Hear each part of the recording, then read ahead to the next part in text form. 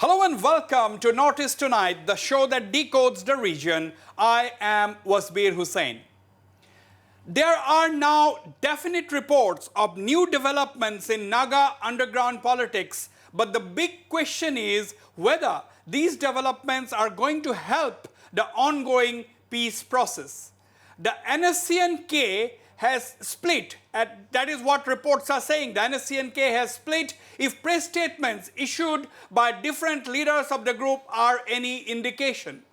Leaders of the NSCN-K from the Indian side are reported to have sided with Mr. Khango Konyak, who hails from Nagaland's Mon district, and those from the Myanmar side have demonstrated their allegiance to Yung Ong, nephew of NSCN-K founder chairman S.S. Kaplang.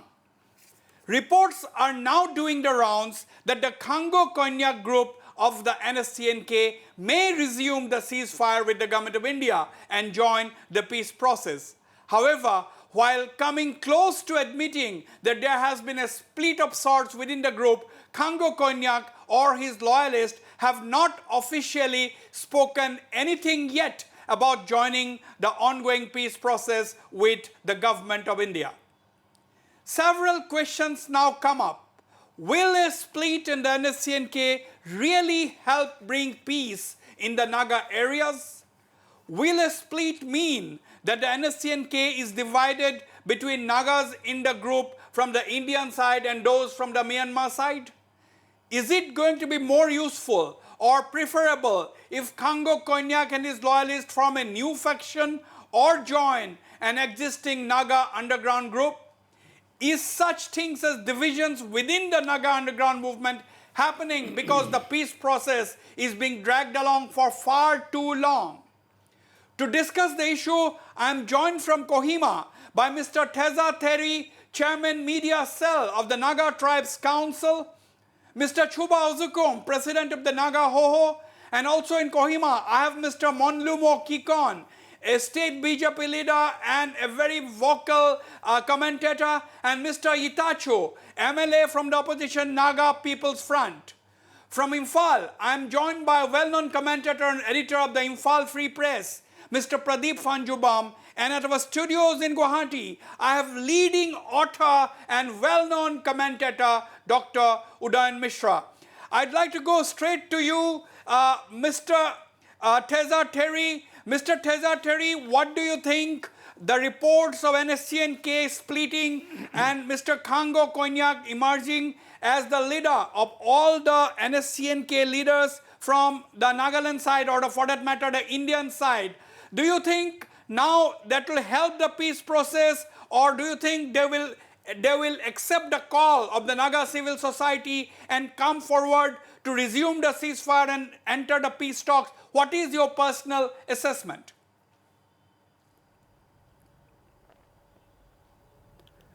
Yeah, Mr. Wasbir, I don't want to go into the split. That is the internal issue of the NSCN-K. Right. However, the development that has taken place is positive. It is good. We wish the NSCN-K should sign ceasefire agreement with Myanmar. They should sign with the government of India and resume their dialogue. And that is expected from them because Naga people at the moment, we are longing for a solution. The negotiations should also conclude logically. And if they join, then it can be inclusive and it can be inclusive solution. So it's welcome. Absolutely. I will come to the political leaders, but before that, Mr. Chuba Ozukum, the president of the Naga Hoho, Mr. Ozukum, what do you think of the developments within the NSCN-K? And do you think now, the NSCN-K will sign a ceasefire and be a part of the broad-based Naga peace process? What do you think, Mr. Chuba Ozukum? Yeah, Wasbir, this has become one of the burning questions for the Naga people. Not only for Naga people, but I think for the people in the Northeast region as a whole. The Naga people in particular Yeah. has been requesting the NSCN-K group to renew their ceasefire with the government of India. Unfortunately, Mr. Kango is being impeached by his own group, and now I don't think he will not be with NSCN-K anymore. So those who are willing to follow him, I think he should now join the peace process. But the only thing is, I feel that they should not form another group. They should join any one of the group, those who are now having political dialogue with the government of India. And Okay. at the same time, even the government of India should initiate how to invite Mr. Kango's group to join the ceasefire. And earlier, the government of India have announced bounty against some of the NSCN-K leaders, and in order to bring Kango's group to join the ceasefire, that bounty should be removed by the government of India. Okay, very interesting comments there by Mr. Chuba Ozuko. Mr. Chuba Ozuko has made a couple of points. He's saying that Mr. Kango Konyak may not be with the NSCN-K. He thinks that he should not be part of the NSCN-K and join any of the existing groups who are already engaged in peace talks, and he has appealed to the government of India to remove the bounty that is there on the NSCN-K leadership. That's a very interesting comment, Mr. Chuba Ozukum. Do you think Mr. Kango Konyak should listen to the voice of the Naga people and the civil society and enter the peace process? That is what you are saying, isn't it, Mr. Chuba Ozukum? Yes, definitely. The entire Naga people and even the state government, we are appealing Kango's group to join the peace process. Okay. Mr. Monlumo Kikon, you are from the BJP. You are a very important political party in Nagaland right now because you are part of the ruling coalition. You have heard the two Naga civil society leaders. You have heard Mr. Teza Theri. You have heard also Mr. Chuba Ozukum. What is your opening remarks? What do you think of the situation? What should be the role of the government of India, and what should be the role of Mr. Kango Konyak?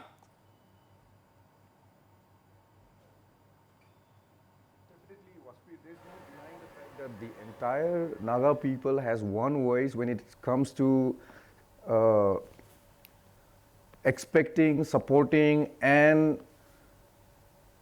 working towards a peaceful solution. And therefore, the cry of the people is that there should be lasting peace. So towards that end, any development which would enable and facilitate that must be supported. I would not say that this development is towards that end. However, if you would remember, Wasbir, the government of Nagaland and the Naga Hoho and the entire Naga civil society supports signing of ceasefire with the NSCN-K.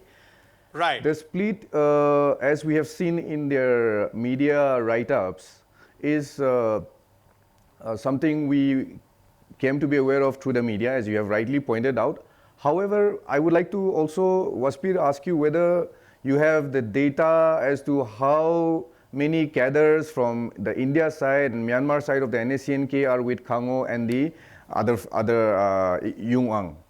And where where did you get the statistics to say that there is a clear divide between the NSCN-K cadres from the India side and the Myanmar side? Okay, let me tell you that as of now. Let me tell you that, like you, we are also getting reports from different media and different other sources. We are collating the information because nobody from our channel Yes. or anybody else has met Mr. Kango as yet. So these reports are very sketchy, but you must also understand there are two press statements issued from either side, one by Mr. Isaac Sumi, who belongs to the Congo Konyak group, and the other from the group based in Myanmar. So definitely there are developments within the NSCN-K. Let us not go into figures right now, but the fact that there are some interesting political developments within the NSCN-K is something that cannot be doubted. I'll come back to you, Mr. Monlumo Kikon. Mr. Itachu, he's an MLA. He's an MLA from the opposition Nagaland People's Front. Mr. Itachu, you know, talks between the government of India and Naga underground groups, particularly the NSCN-IM, has been going on for 20 years. From the last 1 year, 6 other groups have joined the peace process. Now, there are interesting developments within the NSCN-K. How are you looking at this development? Whether NSCN-K should be also part of the peace process? Mr. Itachu. About the split, that is the internal matter and that has yet to come to the public domain. But whatever the case is, any political dispute, it has to be resolved through dialogue. Absolutely, yes. So whether it's split or without split, it is the desire of the people that they should engage themselves with either government of India and even with Myanmar to bring about solution for this Naga political issue. Absolutely. I'll come back to you, Mr. Itachu. Dr. Udayan Mishra, I'll go to you, Pradeep Panjubam, in a minute. Dr. Udayan Mishra, you have heard all the 4 panelists, esteemed panelists from Nagaland. Very interesting view coming in there. In fact, at least 2 panelists, one political leader and one civil society leader, Mr. Terry, they said that the NSCN-K, they are not concerned about the split. They don't want to talk much about the split. Guarded a little bit there, obviously. But they are saying that the NSCN-K should talk to both Myanmar and India and move forward and sign a ceasefire. And then, but everybody is saying the same thing, that they should be part of the peace process. So what are your assessment? How are you looking at it? See, Wasbir, as someone who has been studying the Naga situation for many years now, I think one of the most positive fallouts of the Naga peace process here, which has been going on, is that there has been a coming together of different trends, you know. Because generally when we look at a problem, we tend to see it as a homogeneous issue. It's not. There are a lot of heterogeneous factors in Naga society. There's been a lot of splits. There's also been a lot of, you know, unfortunate bloodshed.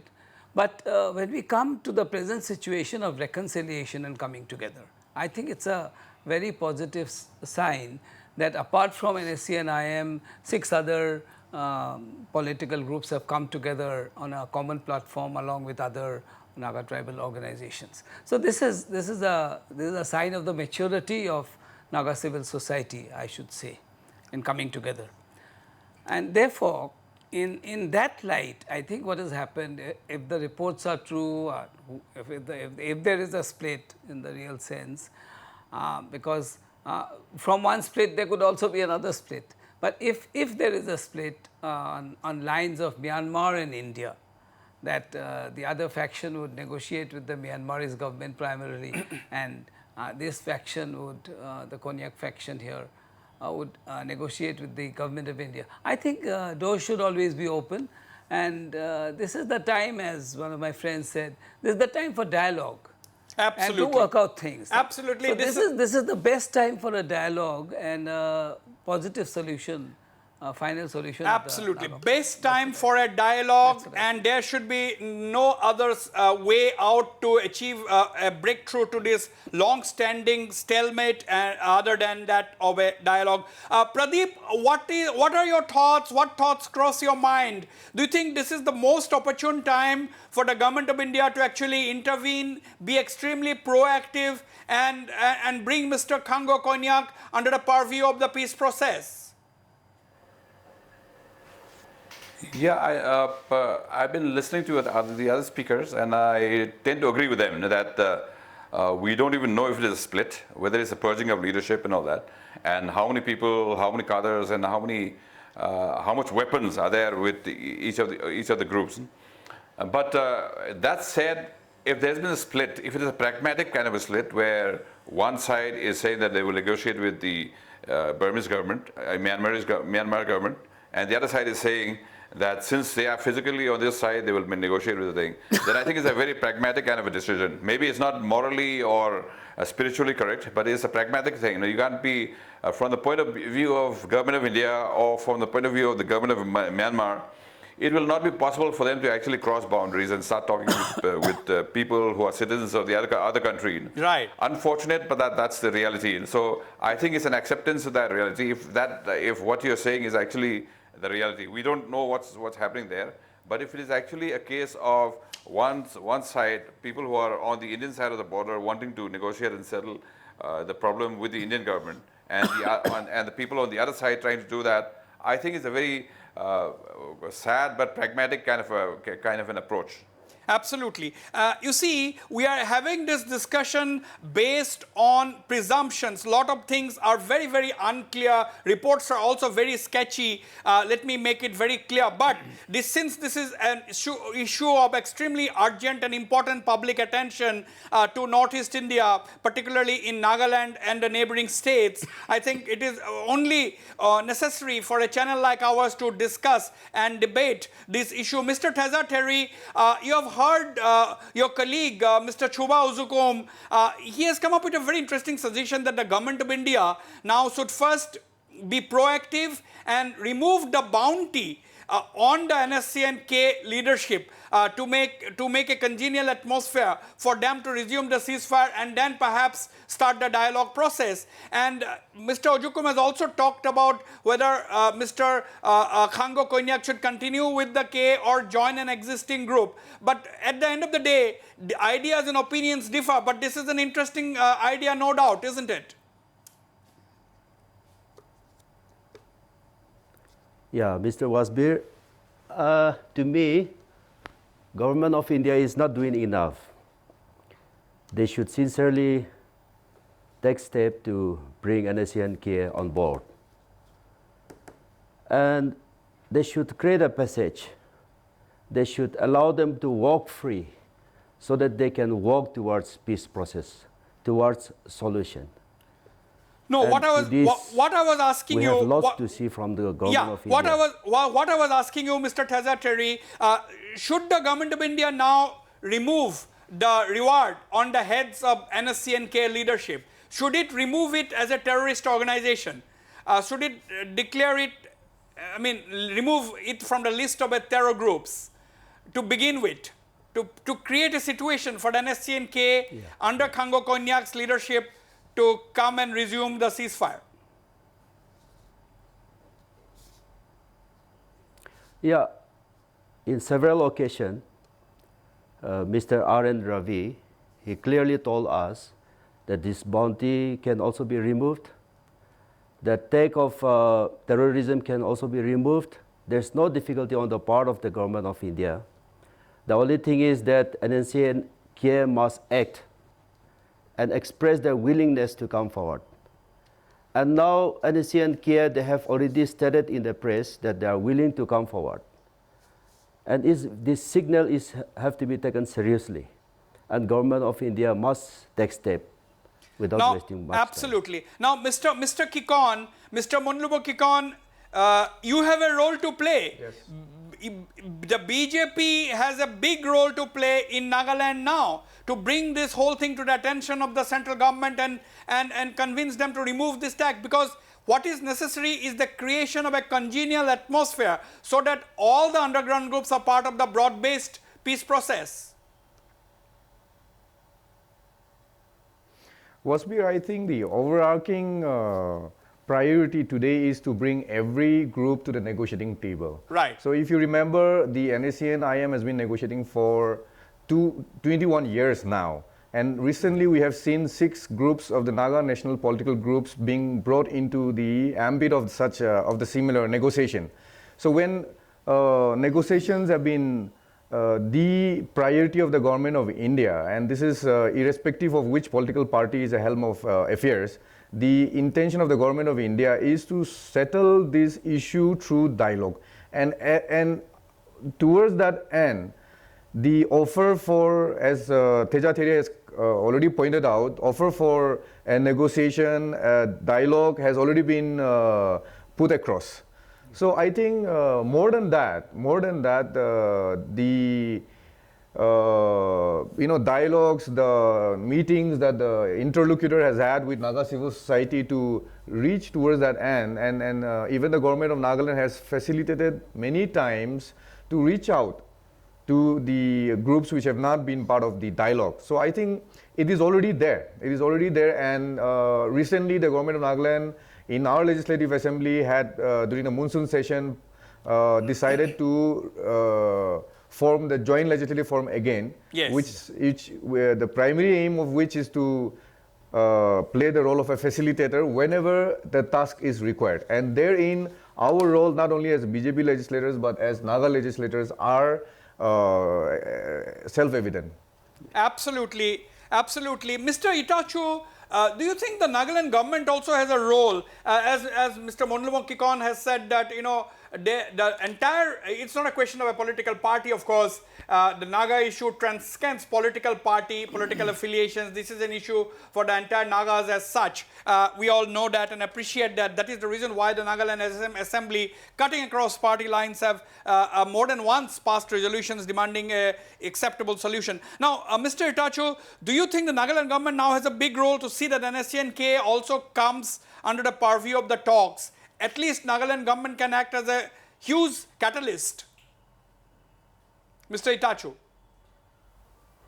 No, the Nagaland government as such is more of a facilitator. Of course. Conveying the way out in which way the government can contribute towards bringing in these solutions. Because the state government is not a direct party to the talk. So it is only a facilitator, whether it is this government or the other government, because the role is limited to that.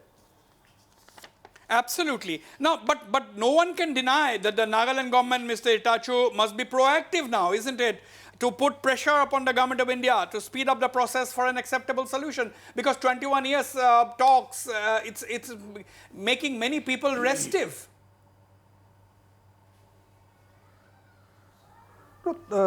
The Naga issue is a complicated one involving international. So definitely the state government role cannot go beyond the Indian nation. So whatever that can be told and spoken to the government of India to resolve the dispute, that can be done, but it cannot go beyond the international border.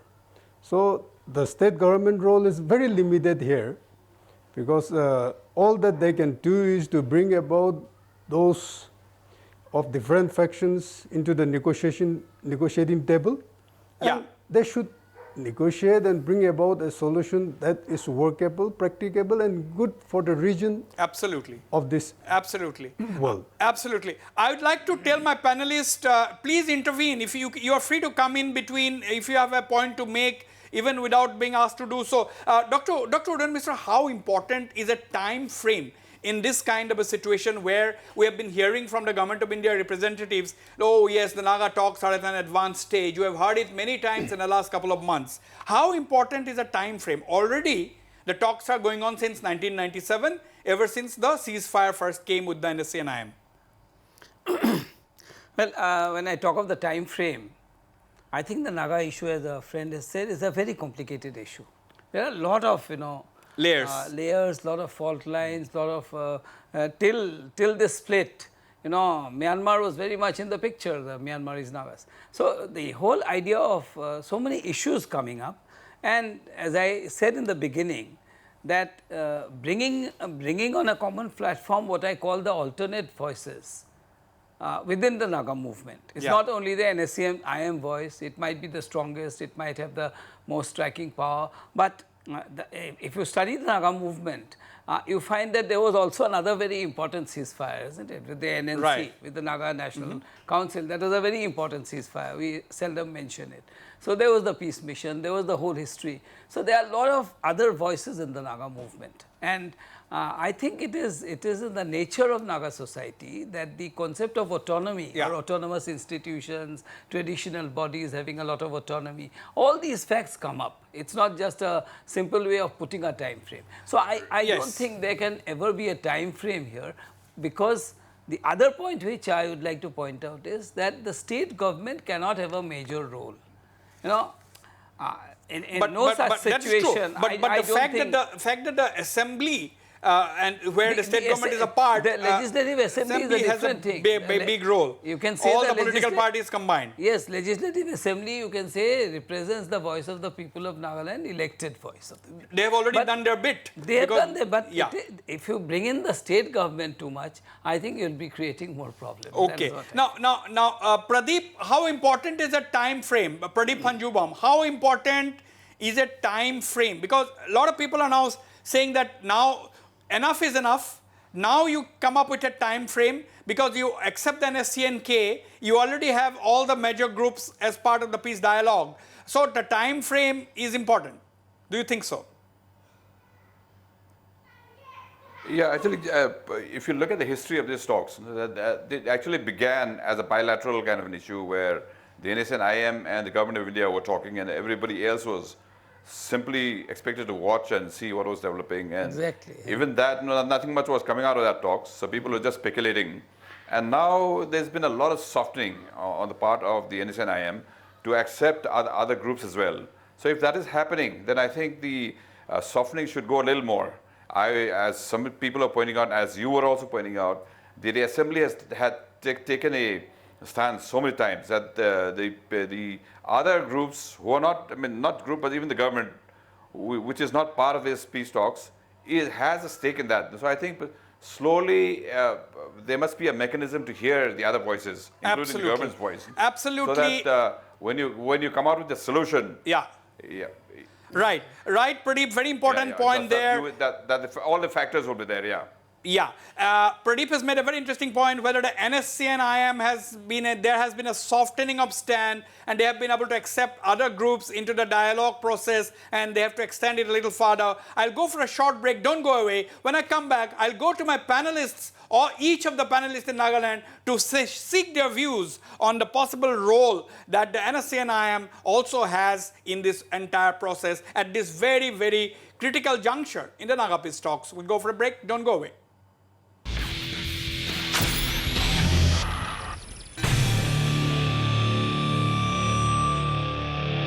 Northeast Tonight. Welcome back. Mr. Chubazukum, do you agree, that the NSCN-IM that has been engaged in the talks for the last 21 years has also a big role to play because it has been engaged in talks for so long with the government of India? Mr. Ajukum. Definitely, you are right. NSCN-IM in particular have a big role to play here. They must even talk to the government of India. At the same time, they should also talk to Mr. Kango and his group. What is their wishes and what they want to do. And whether it is NSCN-IM or other groups like 6 NNBGS, they should also formally appeal to Mr. Kango not to form another group. Rather, they should join any one of the group. That role they should also play. Okay, Mr. Thezateri, Mr. Chubazukum has been saying more than once now in this discussion that NSCN-IM has a big role to play. They should talk to the government of India and they should perhaps also talk to Mr. Kango Konyak and tell him not to form a new faction but join one of the existing groups. What is your comment? Do you have a reaction to that? Yeah, NSCN-K, IM, they have a very big role. They have to be transparent. They have to connect themselves with the people.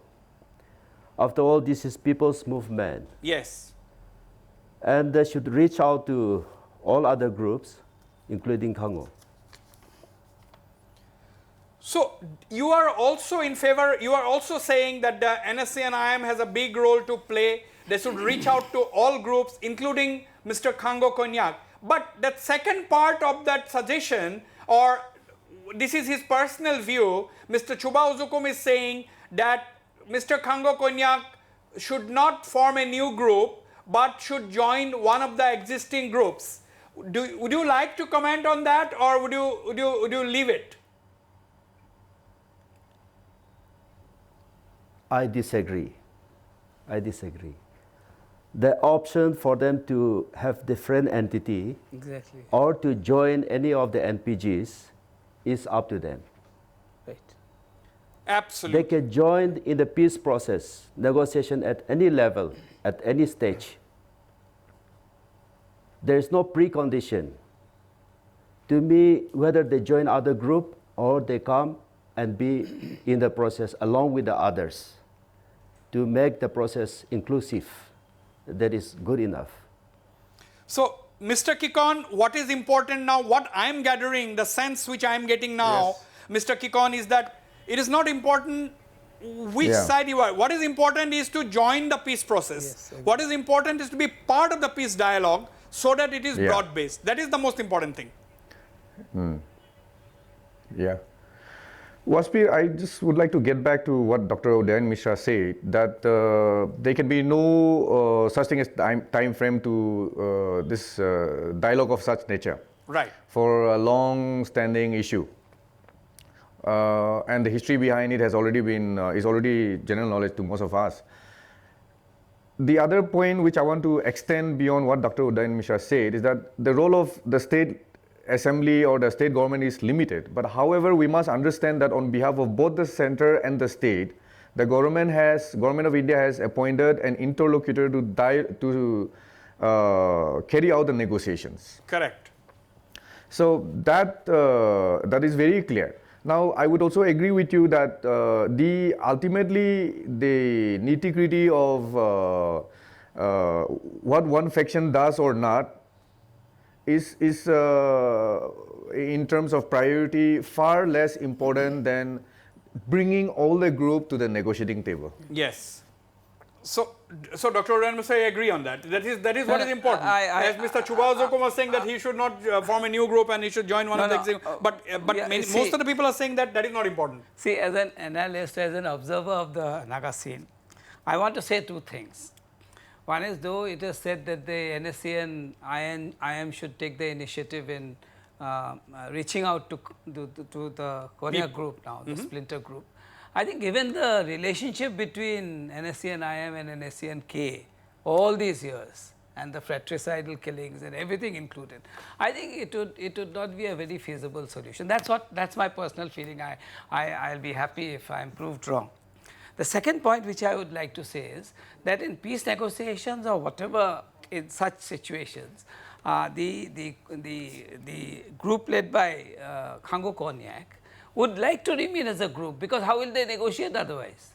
That's my analysis. I know if they go and join some other group or if they give up their identity as a group, it's up to them. Yeah. It's not, decision is purely theirs. Absolutely. But as a observer, I'm saying that you naturally would like to stick to your group so that you can put your views forward. You agree, Mr. Tezatari, you agree with Dr. Udayan Mishra? That's what I'm saying.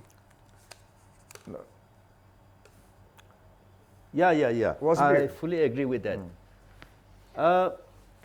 We cannot set a condition for them. No, we can't. They should decide whether they want to be a separate entity and enter into dialogue, or they join any other political group. It is up to them.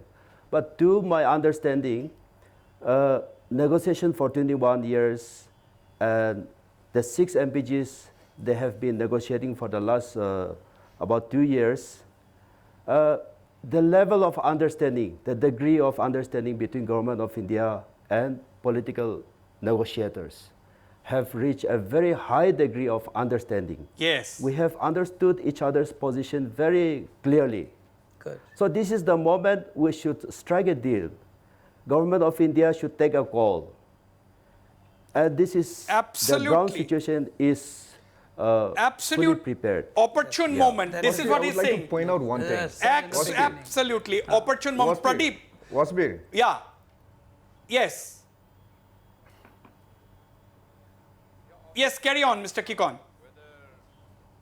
Wasbir, Yes. Wasbir, I wanted to point out one thing. You know, while talking about the present split, normally people tend to forget that this is not the first split that has happened in the NSCN-K. You would remember that Kitovi and his group left the NSCN-K to form what was then known as the NSCN unification. Yes. And now in the working group of the Naga national political groups, they are part of the team which is having negotiations with government of India. Correct. So I would like to mention that this is not the first time. So historically, if you review what has happened with the split in NSCN-K at that point of time, today is the second split Absolutely, of you are the right. NSCN-K. You are right. Yes. And this has happened because of leadership change or leadership crisis. So Absolutely. what happens when a similar nature of split takes place? You would understand that it led previously to the formation of NSCN unification. So today we are seeing that NSCN, the K split, where the party led by Kango Konyak is issuing press statement, has appointed somebody as the general secretary, is already giving us the impression that they are in the process of forming their own group. Correct. Exactly. Absolutely. So Pradeep? the priority therefore is because that, yeah. Correct. Pradeep, this is that, the... you know, in the history of NSCN, there has been many splits. This is not the only split. So the splits will happen and then negotiations are going on at the same time. Therefore, the priority is to bring them to the negotiating table. Agree. I also agree with you. The priority now is to bring the groups to the negotiating table because there can be no solution without dialogue, and that is the only way. What, Pradeep, is it the opportune time for the government of India? Yeah, definitely. You know, there's been a consensus even in this discussion that this is the opportune time, and that if there's been split in the NSCN-K, it seems to be from that pragmatic, as I was saying in the beginning, that it seems to be a very pragmatic kind of a split, where those people on the other side of the international boundary are negotiating, have some plan, and those people on this side of the boundary are having a different plan. By the force of circumstance, by the force of history, by the force of politics, that has happened. I think since this has happened, out of this natural kind of tendencies, I think this is definitely a very opportune time for the government of India to to make the best use of this. And as for whether Kangyo Konyak should join another party or should form another party, as so many people have been saying, I think it is up to him. And also, he is there because of a following. He has a following, which is why he is a leader. A leader cannot be a leader unless he has a following. So he has to listen to the voices of his followers and then decide. He can't decide on his own and then ask his followers to follow him. That kind of leadership don't last. Absolutely. And I'm quite sure he will be knowing this. So he will be actually consulting his own Dr. people Mishra. and then decide whether he should join. Yeah. Correct, Dr. Mishra. Can I add something to what Yes, Pradeep please. has said? Yeah. There's something very important not only for the Naga peace talks but also for the whole idea of the nation state. Because one of the major premises of the Naga movement was that, you know, there are a huge number of Nagas on the other side of the international border and on this side also, and all of them should come together. That was one of the premises when you talk of territorial Absolutely. integrity. Absolutely. But now I think we have reached a stage where you accept, you know, the dividing lines of the nation state. And that, I think Pradeep has made it very clear. He said it's pragmatic, it could be sad, but that's the reality. So ultimately, you know, you don't bring the Myanmarese Nagas into the negotiating table. But Indian government obviously cannot speak to leaders from another country. No, Wasbir, but that was one of the demands. If you study the Naga movement, that was one of the demands. Original part, it was one of the major demands of the Initially. Naga movement. Yes. Yeah. So we have moved on. We have perhaps moved on. Mr. Chuba Uzukum, do you think the NSCN-K, as Dr. Udayan Mishra was saying, Mr. Chuba Uzukum, is it now the division is complete between Nagas on the Indian side and those on the Myanmar, at least as far as the NSCN-K is concerned. Do you think that the split is on the side of the two countries? Is it as simple as that, or do you have a contrary view, or we are completely off track? What do you think? Mr. Chubazuko. No, I don't think it's a direct split, because even the Nagas from Indian side, I'm sure many of them are still with the new leadership inside Myanmar. Right. Let me take a different perspective. Mr. Itachi, what about the political parties in Nagaland, like your party, the NPF, the main opposition parties? What role do political parties have? Of course, we know that political parties have all come together to form, once again, renewed a joint legislative forum. That means they've shed their differences, come together to put pressure on the government of India for an acceptable and early solution to the Naga peace process, which is unexpected lines. That is what everyone would expect from the political parties. But let me hear in your own words, what do you think is the role of the political parties? Definitely, political parties have to play a positive role in such matter. And as far as the civil societies and tribal halls, yes, they have to work, because how long can there be a chaos or this trouble down kind of life? There has to be a space, a breathing space for the younger generation to think about, to progress and develop and live a peaceful, happy life. But we cannot afford to have generation after generation with a tension kind of a well life, said, yes. and then restricting the people to a certain limit of fear psychosis. That is not the right way which any society can live. So therefore, it is very important that solution becomes topmost important. Now, therefore, my next question to you, which I have already asked the other panelists, are you in favor of a time frame to conclude the Naga peace process? Because otherwise, it can drag on for perhaps another 5 to 10 years, who knows? Are you in favor of a time frame then? Mr. Itachi. Definitely, the government of India cannot afford to keep on delaying this Naga issue. The longer it prolongs and the problem persists, then it is not going to be good for both India and Nagas, not only in the Northeast India, but it will even have a lot of bearing in this Southeast Asian region and even the Asia and the world peace. So it is very important that the negotiating parties should put their heads together and bring about an amicable solution which is workable and practicable and bring about lasting peace in this part of the world.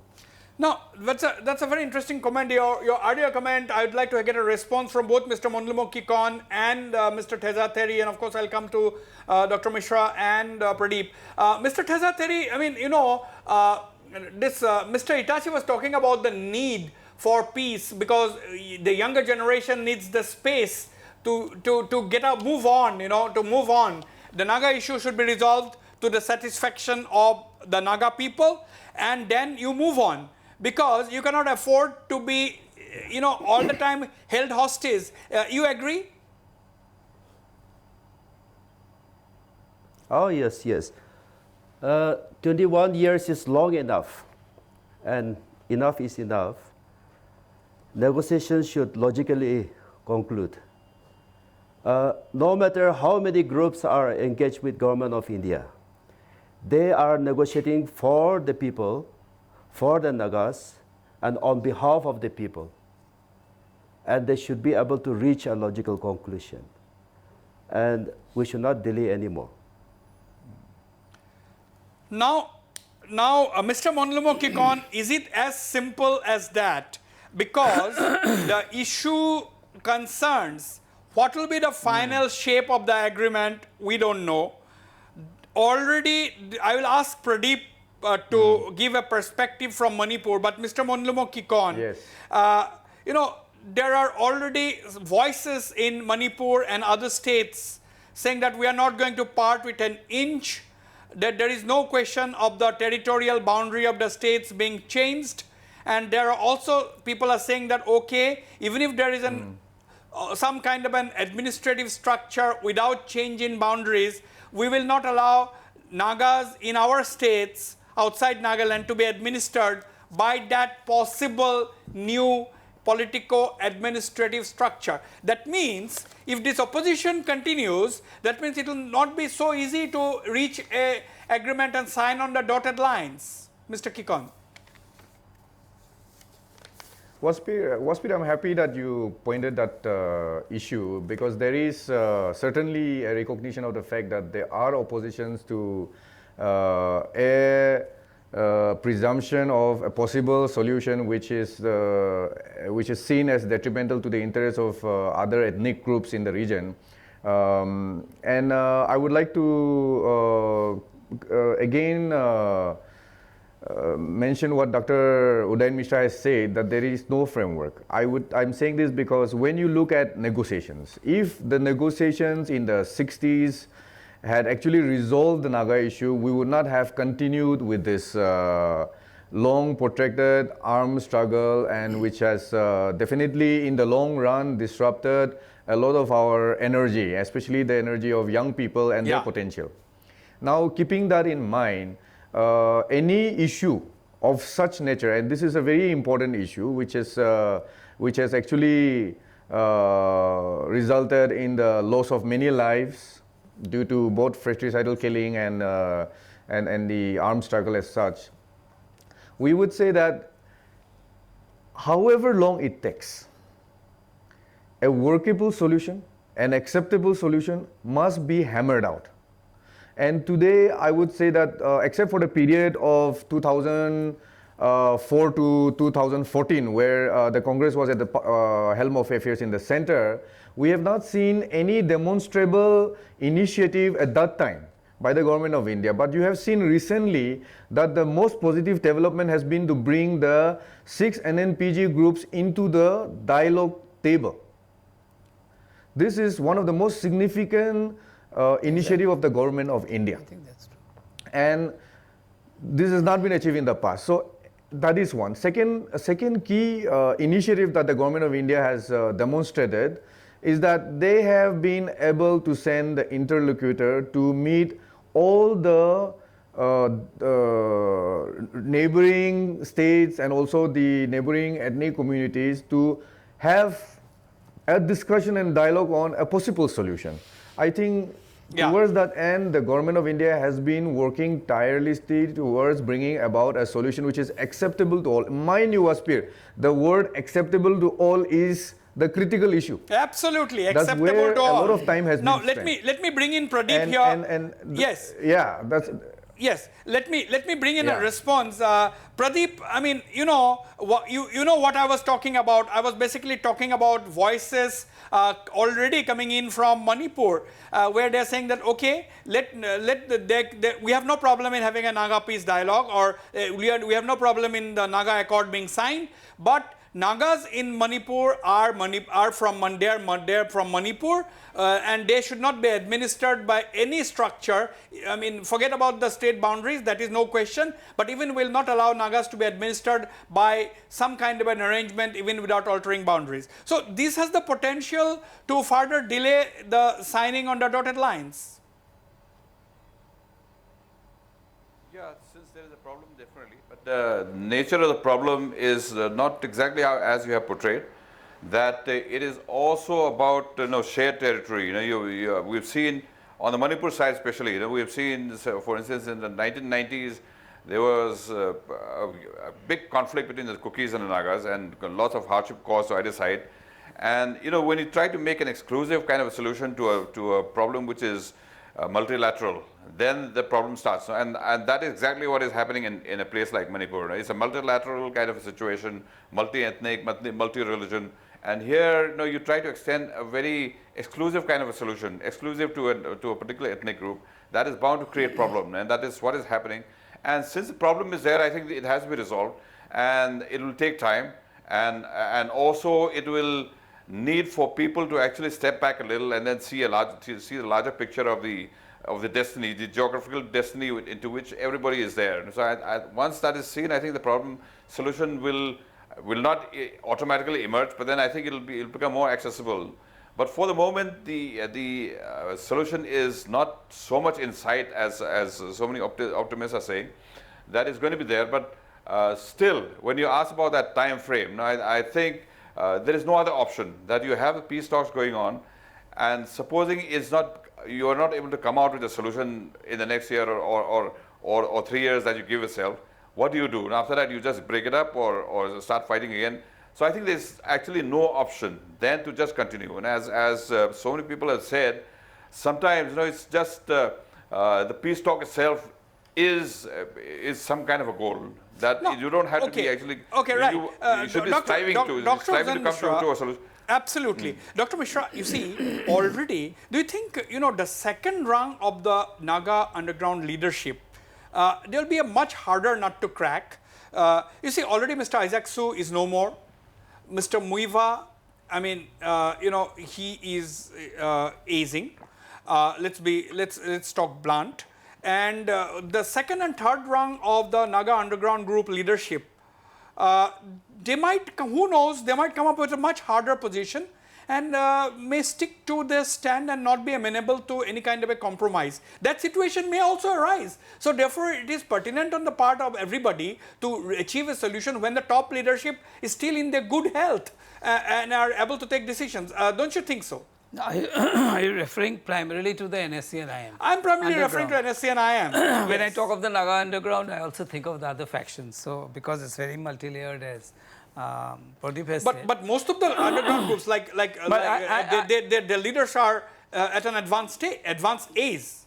But I don't think there is any indication that the second rung or the third rung of the NSCN-IM leadership is going to take up a different stance. My point is that when you start peace talks, you see, when the initial peace talks, this round of peace talks started, when R.N. Ravi started talking with the NSCN-IM, right, the position was very different. NSCN-IM saying that we don't want to talk with any other Naga groups participating. But now they have come round and totally changed. But this change took about a year and more to bring in the other 6 groups and talk to people, bring in civil society. And as I said, it also shows the maturity of Naga civil society that everyone is coming together. No, not here. It took about 20 years because in the 21st year. I'm not talking of the entire peace process talks. I'm talking of bringing in the 6 groups. Yeah, that's only about a year and a half ago. That is a year and a half, but it needed a lot of persuasion, hard work, homework done. And that is creditable, I think, also on the part of the interlocutor, that he has been able to do it. From which directions, I don't know. But my point is slightly different.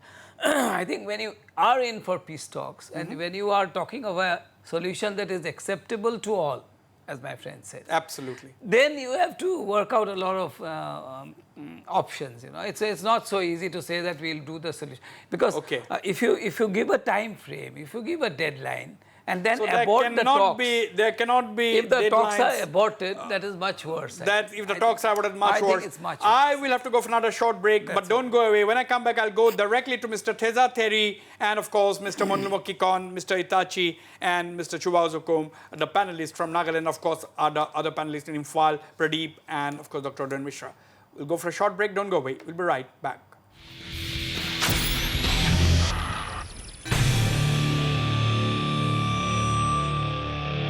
Northeast Tonight. Okay, welcome back. Mr. Teza Theri, at the end, I'll take the reactions of the 2 politicians in our panel, Mr. Kikon and Mr. Itachi. But before that, Mr. Teza Theri, during the last assembly elections in Nagaland, we had heard this slogan, no solution, no election.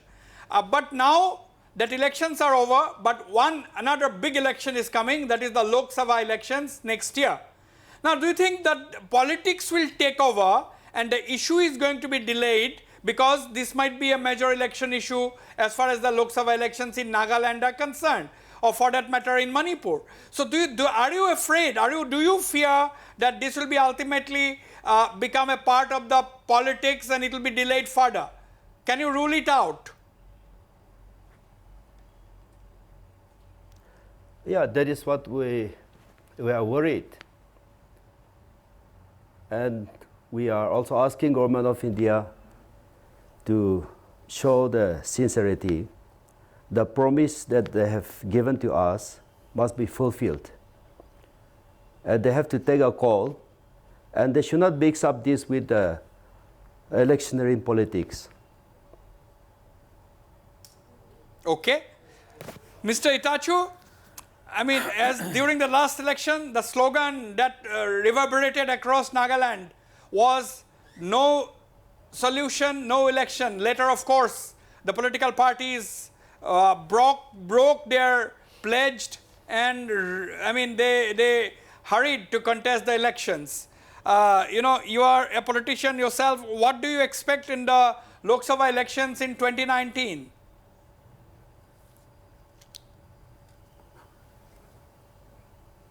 You see, India is becoming a major player in the world, and it's the biggest democracy in the world, and now it is taking its own position in even in economic and developmental activities, in scientific activities amongst the world. And it is very necessary that within its own nation also it stand by what it commit to the people. And during the last general election, 2018, the Naga people wanted that solution should come first, and then the democratic process to take place. But India being a biggest democracy in the world, and once election is announced, so there are certain laws which they have to go ahead, and in the process, the slogan that the government of India has given, election for solution, it has gone down well with the people because that is the right way. But now election is over, but trying to delay the process in future, what kind of promise will the government of India give to the Naga people? You cannot take the people for a ride for a long period. It will only make things worse and become a breathing space for any anti-national activities to enhance their activities. Right. Not just within, but even outside. So I think this is a very challenging task for the government of India also, but they have to honor, keep their word, which has been committed to the people, and is a democratic commitment, and they have to fulfill it. Very challenging task for the government of India indeed. Mr. Kikon, the same question goes to you. Because, you know, last time we had seen all the political parties, they also entered into an agreement that no solution, no election. Then, you know, everybody broke their promise and ran to contest the elections. What do you think is going to happen? Will this whole peace process be delayed because political parties, I don't discriminate here, whether it is the BJP, NPF, NDPP, Congress, they might try to use it as an election issue. What do you think as a political leader yourself? Wasbir, let me make one correction. In the run-up to the 2008 Assembly election, not all political parties were of the opinion or had made any pledge to that extent, where you are saying that no solution, no election. It was the cry of the civil society and some political parties.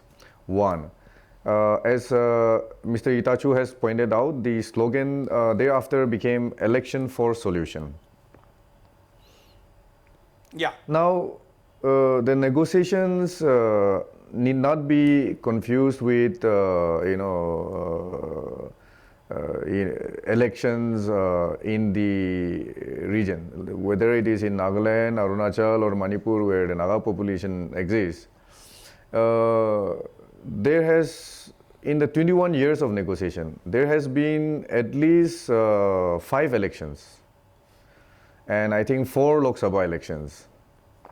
Yeah. And in the run-up to all the elections, we have seen that solution has been the cry of all the political parties in both the assembly and the Lok Sabha elections. That is because it is the rallying point of the people, and because it is also the cry of the Naga civil society. True. So I don't think that when negotiations are going on at the level of NSA, I mean, right now the interlocutor has been made the Deputy National Security Advisor. Yes, that is so a when point. at that level the talks are going on, it will go on technical points. Yes, I think, yes, absolutely. Mr. And Mondlumo very rightly whether said. you politicize it or not is, yeah. He very rightly said, I think Mr. Ravi has been elevated, or he has been appointed as the Deputy National Security Advisor. That perhaps is going to add to the benefits of being the interlocutor. I think now that he is the Deputy NSA, I think he will be able to be in a much comfortable position to push ahead with some of the ideas which he must be having to achieve a breakthrough. But Pradeep Panjubam, can you rule out completely politics over the Naga issue during the 2019 elections? Pradeep Panjubam, how are you viewing it? What are the chances? No, I think this peace process must remain an autonomous process. That it should not be confused with politics. That politics will try to hasten either the failure or the success of it. And what happens is, when you do it for the sake of the election, you can be taking very hasty decisions. And those hasty decisions can actually prove to be the undoing of the entire process. So I think it should be allowed to be an autonomous process where its own logics are used to come to a solution, not for anybody to win elections or lose elections. Because that can be very short-sighted, and it can have very big consequences for the entire region, for Nagaland especially. So I think, in the last elections also, there was that call for solution first and then elections, but it didn't happen, and I'm glad that it didn't happen, because I think these two should not be confused. That you have 3 months left for the elections, and you want left for the elections, and you want a solution to be within that 3 months. Within that 3 months, you can go very wrong. That didn't happen. Hang on, So hold I on to your thoughts, Pradeep. Yes, Dr. Dan Mishra, what do you think? Politicization, do you think this could be possibly dragged into the entire murky politics of elections in 2019? See, people, I'm talking of the people of Nagaland, diverse sections, everyone. People who have been accustomed to such a long process of peace talks, year after year after year. Yeah. And now they have reached a stage where they want a peaceful, permanent solution of the Naga issue. There are a lot of hurdles, because if you go into what the NSCN leadership has said only, I think, last month, when they said that we have not compromised on territorial integrity and sovereignty, and even about the constitution. So there could be hurdles, but I don't think it can be an issue in Nagaland. It will not be a very emotive issue, because everyone wants solution. Everyone but what wants about Assam? You cannot rule out the insecurity in the Assamese mind about Assamese territory or Assam territory being taken over by Nagaland. That is a factor which can be, I don't know, it could be used in elections in Assam, or even perhaps in Manipur. I don't know. That is a separate that is a separate debate, Assam Nagaland border question. We'll keep that for another occasion. But let me bring the discussion back. Let me go to Chuba Uzukum. Mr. Chuba Uzukum, I just trying to understand, why are you repeatedly saying that Mr. Khango Konyak should not form a new group and join one of the existing groups? Why do you say that, actually, Mr. Chuba Uzukum? No. I don't mean that he should remain with NSCN-K, but he can join either NSCN-IM or the 6 groups or any other groups which are existing now. Because we have enough of political groups at the moment, and who are having a political dialogue with the government of India. So instead of forming another group, like Mr. Khango, NSCN-K or any other name, but I think they should join any other existing group and join the peace process. No. But one thing, Mr. Chuba Uzukum, the government of India, of course, cannot talk to the group from Myanmar if if the split becomes formal, isn't it? That is also, we have to keep that also in mind, because you are saying that Congo should come and join another group, but NSCN-K is going to remain in that case. How can the government of India talk to that group if that group has only people from Myanmar? Because if Mr. Congo does not form the NSCN-K with Nagas from the Indian side, how will the government of India talk to a group whose people are Myanmar nationals? Mr. Ojukum? Yeah, because NSCN-K, led by the new leadership inside Myanmar, I don't think at the moment they will join the peace process with government of India, because they have some technical issues there. Right. Now Mr. Tezathari, you know, coming back to the point, the focus with which we started this debate, the new developments within the NSCN-K and the possible major role that Mr. Congo Cognac has to play. Now, what do you expect from Mr. Congo Cognac right now? Because the situation is very ambiguous. Mr. Congo Cognac has himself not come up with a very clear-cut statement. Do you think instead of delaying, he should make his stand clear? Because there has been press statements by some of his leaders, but not from himself, not from him as such.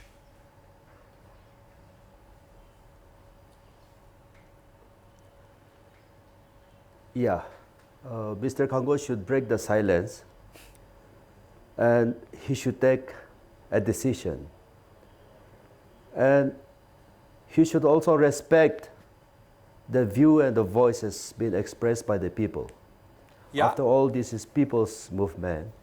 Whatever the negotiators negotiate, it should be in the interest of the people. Finally, people will be taken on board. And that is why I think the sooner the better. It appears that they are forming a group, a government. So that group should join the peace process. True, but do you think the government of India now should provide them with a safe passage so that they can operate and take some decisions freely within the Indian territory? Because the tag is already there, that's a terror group, the bounty is there. Do you think the government of India has to act also quickly?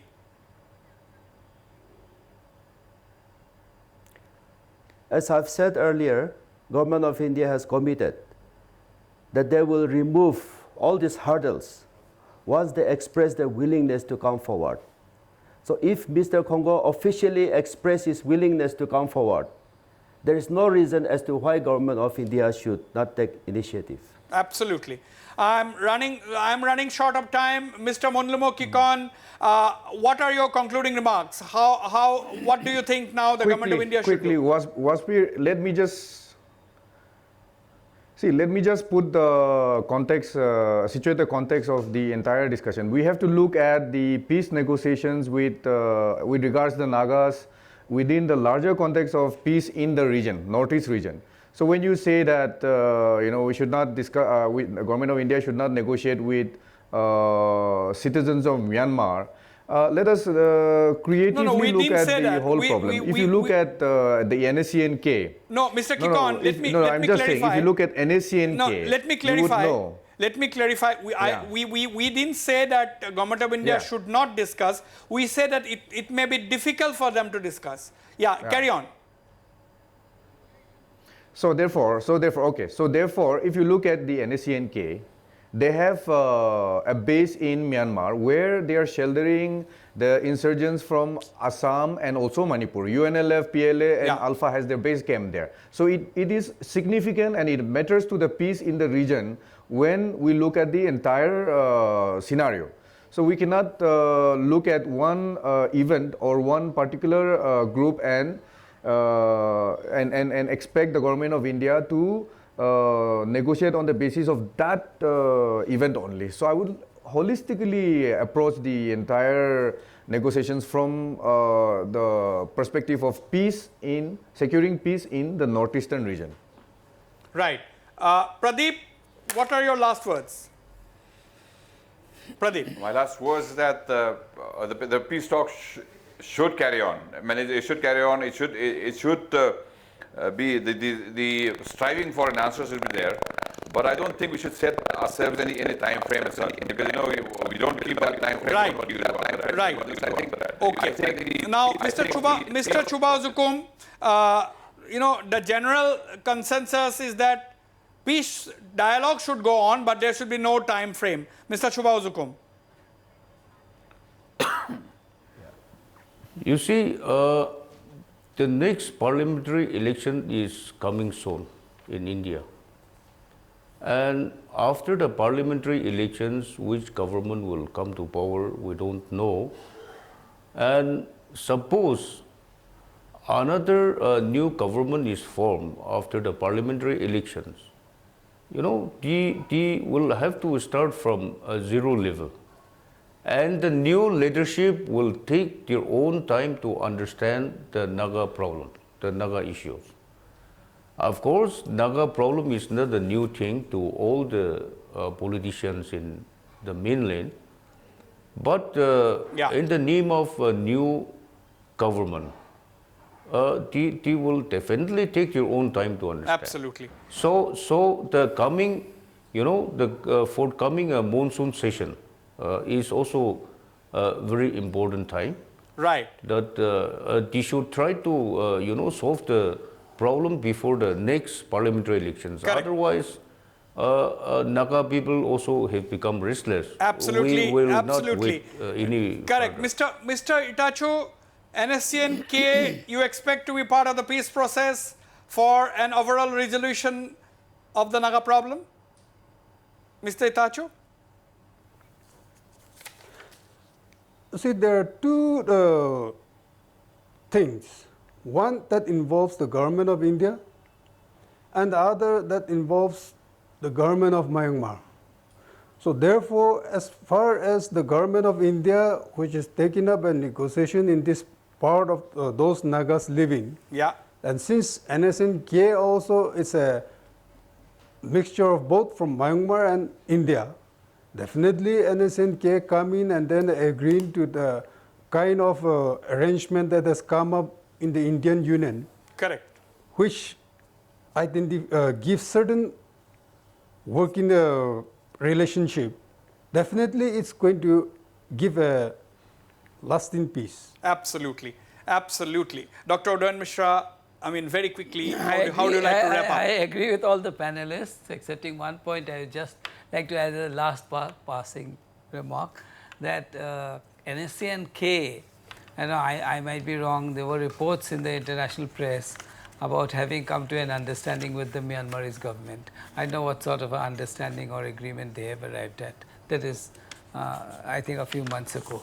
It needs to be verified. Right. But otherwise, I am fully in agreement Absolutely. that the dialogue should continue, that there cannot be a time frame for such negotiations, and that my trust is, again, much more on Naga civil society than on the political parties. I'm sorry. Absolutely, Dr. Udayan Mishra there, trust on the Naga civil society. Yes, this has been a very engaging debate, consensus that there cannot be a time frame, the dialogue should go on. Effort must be made to make sure that Mr. Khango Koinyak and his loyalists are made to be part of the peace process. For that, of course, the government of India will have to act. They will perhaps first have to remove the terror tag from the NSCN-K, remove the bounty, and facilitate the movement of the NSCN-K leaders to on the Indian side so that they can take a decision to resume the ceasefire, which will be, of course, the first step towards resumption of peace talks with the government of India. On that note, we end this edition of Northeast Tonight. I thank all my panelists for participating in this very engaging discussion. Good night and goodbye.